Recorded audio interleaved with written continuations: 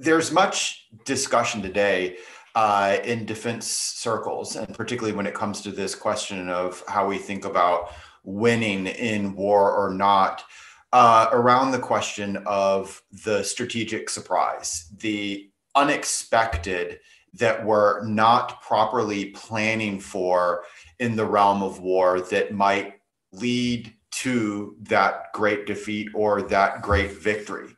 Now, my contention, though, is that whatever is that next strategic surprise is not the so-called black swan, some kind of singular, unimaginable coming at us, but rather it's more like the gray rhino. It's obvious, it's big, it's just uncomfortable to stare at. In many ways, we can think about the situation that we were all in almost exactly 1 year ago, where we had the gray rhino of the pandemic staring at us. It was obvious, it was big, and some governments responded appropriately, and others, for example, my own, chose to look away. And it's part of why we're still working from home right now, a full year later. So, what is that big obvious in the realm of war that's coming at us, but it's sort of uncomfortable to wrestle with its full implications? It's artificial intelligence and the accompanying aspects of increasingly autonomous robotics. Now, when I say that, I don't think I'm saying something all that revolutionary. Many people recognize this. Indeed, there have not just been studies by leading, governments and strategy cells, as well as alliances like NATO, but it also comes out in surveys. There was a survey taken, and 91% of leaders say that AI is the most important game-changing technology that is out there. But honestly, I don't think that we are anywhere near to recognizing or wrestling with what that truly means.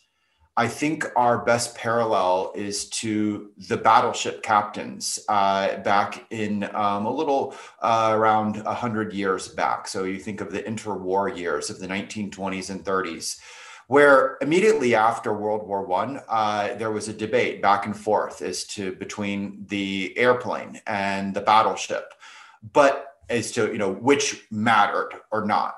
But the debate evolved, and by the 1930s, the battleship captains thought that they got it.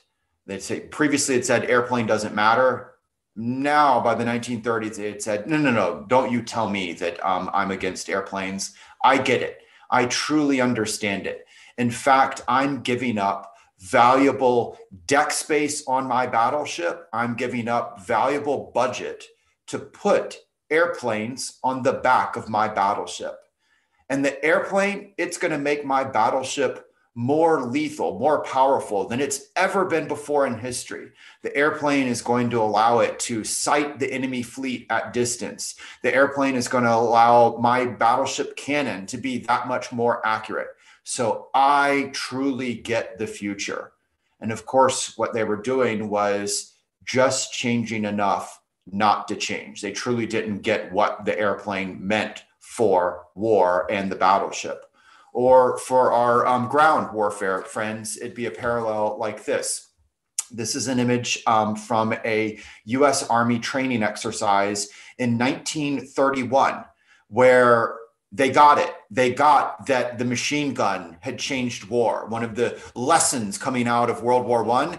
And they got it and said, you know what? We truly understand it. We're not opposed to it. It's not a question of machine gun or horse cavalry. The machine gun is going to make our horse cavalry more lethal than it's ever been before. We can mount it on the back of a horse-drawn wagon. We truly get the future. Instead, we can see changes go well beyond that, sort of layering on to existing beliefs, existing systems. In the coming years with robotics, they will not just become increasingly autonomous, but will play out in all sorts of different sizes, shapes, form, roles. But importantly, they won't just be in our hands. they will be in our adversaries' hands, or rather, not directly operating in our hands. And these range from great state powers, like the images you see here of Russian and Chinese made systems.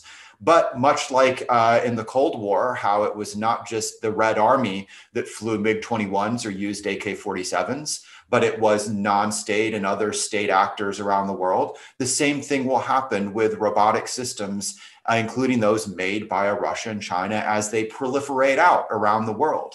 So you will face them not just contending against a powerful state, but against a weak state, but also against a non-state actor. All of this technology, though, will be not just intelligent and increasingly robotic, but it's networked. And that means that we will see a rewiring of our world, our lives, our cities, but it also means that we will see new kinds of threats going at it. Cyber attacks that are not merely about the theft of information, but increasingly about causing a change in the physical environment that is using digital means to cause physical damage. And as you can see here, a link, a reference to the book that Michael mentioned, Burn-In, where we explored how, I don't want to plot ruin it, but how someone can use digital means to create versions of the 10 biblical plagues, but in a real world city. And not imagined, but all possible. And in fact, you might have seen recently news in both Israel and the United States where the scenario of water treatment plants targeting has played out just months after the book came out.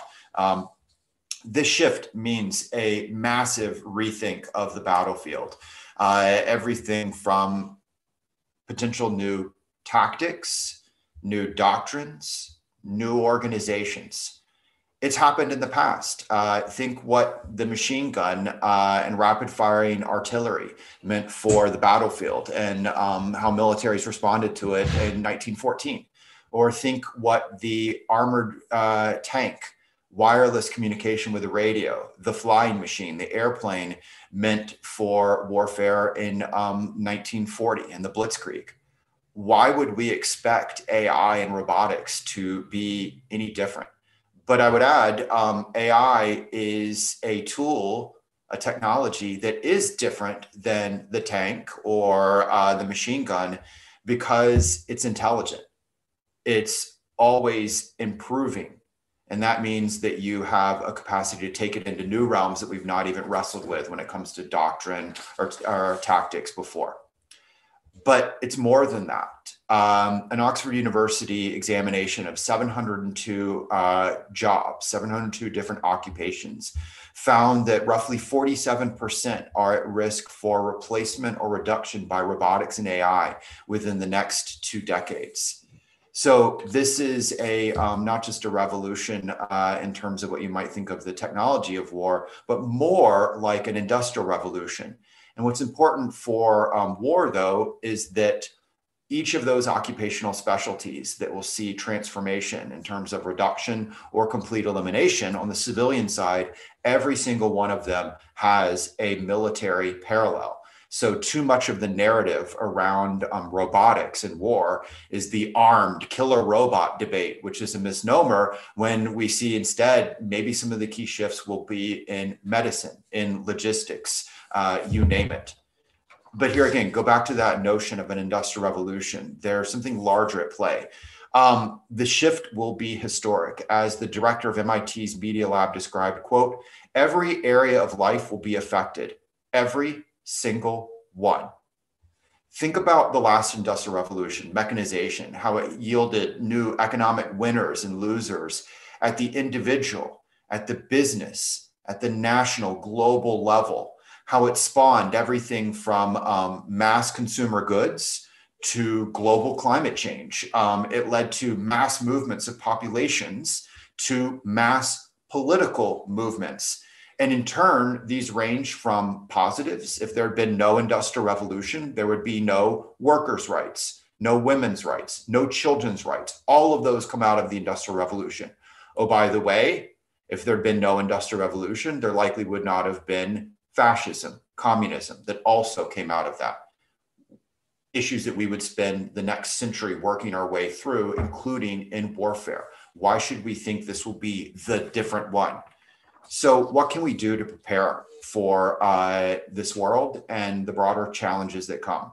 I'd suggest three things. The first, much like we're doing here, education and awareness is key. We need to do a better job as leaders and organizations to understand these trends. For example, go back to that data point. If 91% of leaders say, AI, I get it, it's the most important technology out there, what percentage of leaders do you think say that they understand it? They understand how it works, how it will be used. The answer is 17%. That is a massive delta between people, 91% saying it's the most important thing and 17% saying, I get it. We need to close that gap. We can't even expect that we'll handle it well if we don't close that gap. Second, we need to be better able to visualize the future and prepare for it. I would offer up a couple of ways of this. The first is too much of our wargaming and training right now is about validating existing concepts, getting back to basics, rather than doing that kind of parallel of the 1920s and 30s of learning what is new and how we deal with it. The second is, as Michael referenced, I think we need to use more and more new means of communication to help people visualize. We found it easier to teach about the future using what we call packages of useful fiction. This is not science fiction like I know the French military has recently explored. It's not dreaming up anything. It's taking nonfiction research, following all of those rules, but packaging it through vignettes, scenarios that are designed to carry that over, a blend of narrative and nonfiction to yield an understanding and a readership that normal white papers don't achieve. You can think of useful fiction as actually what I did to my children just 30 minutes ago. I snuck fruit and veggies into their morning smoothie. Useful fiction is the same, except for policymakers who are tired of reading white papers. Finally, we need to kill our sacred cows. What is the equivalent of the horse cavalry in 1939? What is the equivalent today of the battleship in 1939 that we are unwilling to give up when maybe we ought to? But this is not just about weapon systems. Sacred cows can also be about organizational structures. Think about our org charts, how we do command and control. Were they designed for the world that we are in now, let alone the world to come? I would argue not. And there's a lesson in this and how it leads to success or failure. To use US military defeats, great ones from our history, General Custer in the Battle of Little Bighorn, he had machine guns assigned to his unit.